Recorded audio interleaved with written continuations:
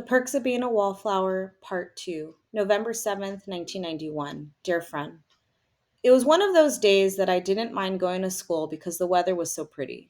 The sky was overcast with clouds and the air felt like a warm bath. I don't think I ever felt that clean before. When I got home, I had to mow the lawn for my allowance, and I didn't mind one bit.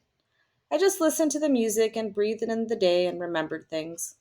Things like walking around the neighborhood and looking at the houses and the lawns and the colorful trees and having that be enough. I do not know anything about Zen or things that the Chinese or Indians do as part of their religion, but one of the girls from the party with the tattoo and belly button ring has been a Buddhist since July. She talks about very little else except maybe how expensive cigarettes are.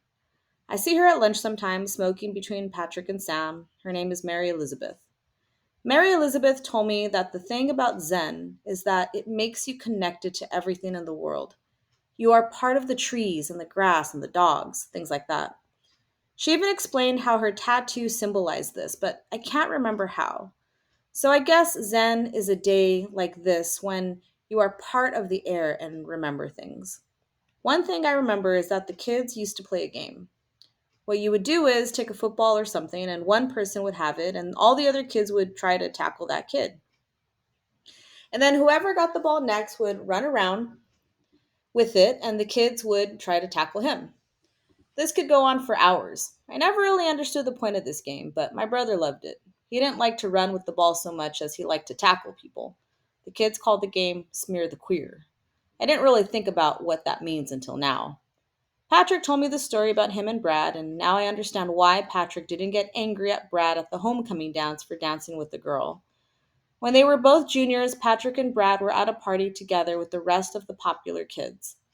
Patrick actually used to be popular before Sam bought him some good music. Patrick and Brad both got pretty drunk at this party. Actually, Patrick said that Brad was pretending to be a lot drunker than he really was. They were sitting in the basement with some girl named Heather, and when she left to go to the bathroom, Brad and Patrick were left alone. Patrick said it was uncomfortable and exciting for both of them. You're in Mr. Brosnahan's class, right? Have you ever gone to a Pink Floyd laser light show?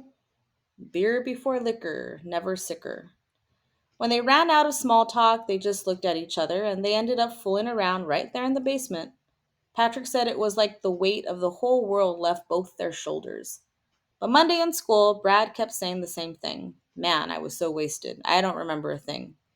He said it to everyone who was at the party. He said it a few times to the same people. He even said it to Patrick.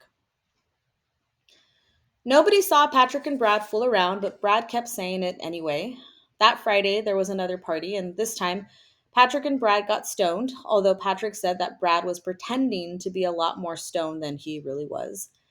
And they ended up fooling around again, and Monday in school, Brad did the same thing. Man, I was so wasted, I don't remember a thing. This went on for 7 months. It got to a point where Brad was getting stoned or drunk before school. It's not like he and Patrick were fooling around in school. They only fooled around at parties on Fridays, but Patrick said Brad couldn't even look at him in the hall, let alone speak with him. And it was hard, too, because Patrick really liked Brad.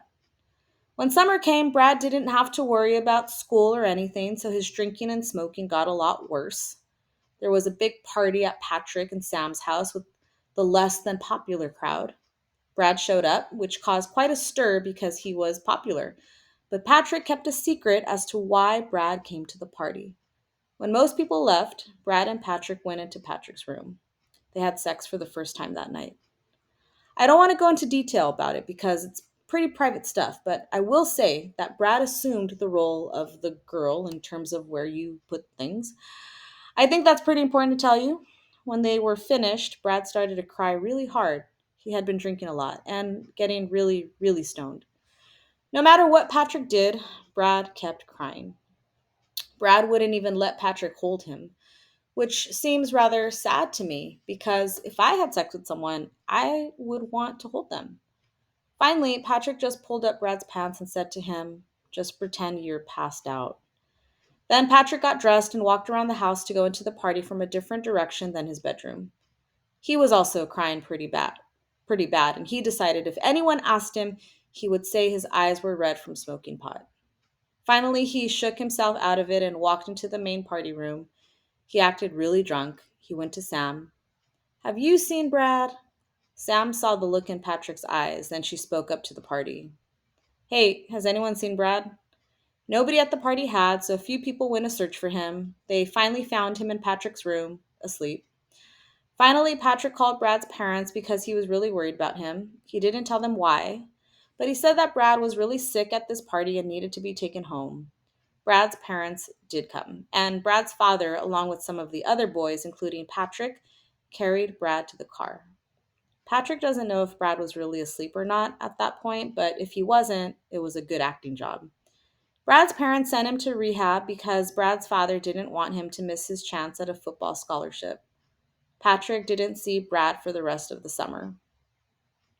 Brad's parents never did figure out why their son was getting stoned and drunk all the time. Neither did anybody else, except the people who knew. When the school year started, Brad avoided Patrick a lot. He never went to the same parties as Patrick or anything until a little over a month ago. That was the night he threw rocks at Patrick's window and told Patrick that nobody could know, and Patrick understood. They only see each other now at night on golf courses and at parties like Bob's, where the people are quiet and understand these things. I asked Patrick if he felt sad that he had to keep it a secret, and Patrick just said that he wasn't sad because at least now, Brad doesn't have to get drunk or stoned to make love.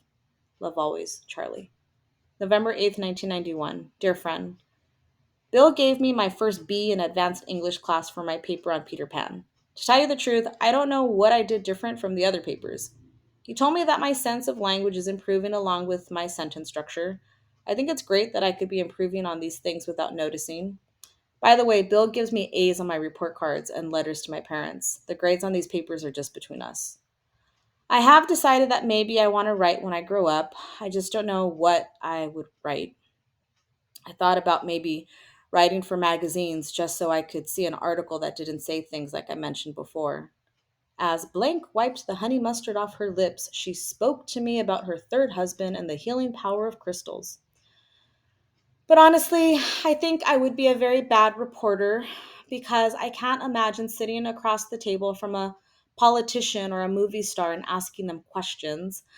I think I would probably just ask for their autograph for my mom or something. I would probably get fired for doing this. So I thought about maybe writing for a newspaper instead because I could ask regular people questions. But my sister says that newspapers always lie. I do not know if this is true, so I'll just have to see when I get older. I did start working for a fanzine called Punk Rocky. It's this Xerox magazine about punk rock and the Rocky Horror Picture Show. I don't write for it, but I help out. Mary Elizabeth is in charge of it, just like she is in charge of the local Rocky Horror Picture Show showings. Mary Elizabeth is a very interesting person because she has a tattoo that symbolizes Buddhism and a belly button ring and wears her hair to make somebody mad. But when she's in charge of something, she acts like my dad when he comes home from a long day. She's a senior and she says that my sister is a tease and a snob. I told her not to say anything like that about my sister again. Of all the things I've done this year so far, I think I like the Rocky Horror Picture Show the best. Patrick and Sam took me to the theater to see it on Halloween night. It's really fun because all these kids dress up like the people in the movie and they act out the movie in front of the screen. Also, people shout at the movie on cue. I guess you probably know this already, but I thought I'd say it anyway in case you didn't. Patrick plays Frank, not Furcher. Sam plays Janet. It is very hard to watch the movie because Sam walks around in her underwear when she plays Janet. I'm really trying not to think of her that way, which is becoming increasingly difficult. To tell you the truth, I love Sam. It's not a movie kind of love either. I just look at her sometimes and I think she's the prettiest and nicest person in the whole world. She's also very smart and fun. I wrote her a poem after I saw her in the Rocky Horror Picture Show, but I didn't show it to her because I was embarrassed. I would write it out for you, but I think that would be disrespectful to Sam. The thing is that Sam is now going out with a boy named Craig. Craig is older than my brother. I think he may even be 21 because he drinks red wine. Craig plays Rocky in the show. Patrick says that Craig is cut and hunky. I do not know where Patrick finds his expressions, but I guess that he's right. Craig is cut and hunky. He is also a very creative person. He's putting himself through the Art Institute here by being a male model for JCPenney catalogs and things like that. He likes to take photographs, and I've seen a few of them, and they are very good. There is this one photograph of Sam that is just beautiful. It would be impossible to describe how beautiful it is, but I'll try. If you listen to the song Asleep and you think about those pretty weather days that make you remember things, and you think about the prettiest eyes you've known and you cry, and the person holds you back, then I think you will see the photograph. I want Sam to stop liking Craig. Now, I guess maybe you think that's because I am jealous of him. I'm not, honest. It's just that Craig doesn't really listen to her when she talks. I don't mean that he's a bad guy because he's not. He's just that he always looks distracted. It's like he would take a photograph of Sam and the photograph would be beautiful. And he would think that the reason the photograph was beautiful was because of how he took it. If I took it, I would know that the only reason it's beautiful is because of Sam. I just think it's bad when a boy looks at a girl and thinks that the way he sees the girl is better than the girl actually is. And I think it's bad when the most honest way a boy can look at a girl is through a camera. It's very hard for me to see Sam feel better about herself just because an older boy sees her that way. I asked my sister about this, and she said that Sam has low self esteem. My sister also said that Sam has a reputation when she had a reputation when she was a sophomore. According to my sister, Sam used to be a blow queen. I hope you know what that means because I really can't think about Sam and describe it to you. I am really in love with Sam and it hurts very much. I did ask my sister about the boy at the dance. She wouldn't talk about it until I promised that I wouldn't tell anybody, but not even Bill. So I promised.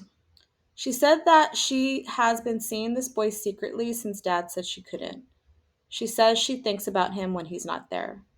She says they're going to get married after they both finish college and he finishes law school.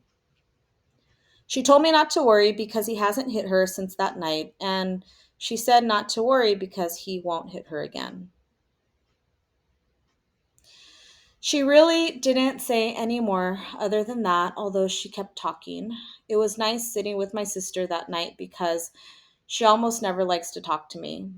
I was surprised that she told me as much as she did, but I guess that since she's keeping things secret, she can't tell anybody. And I guess she was just dying to tell somebody.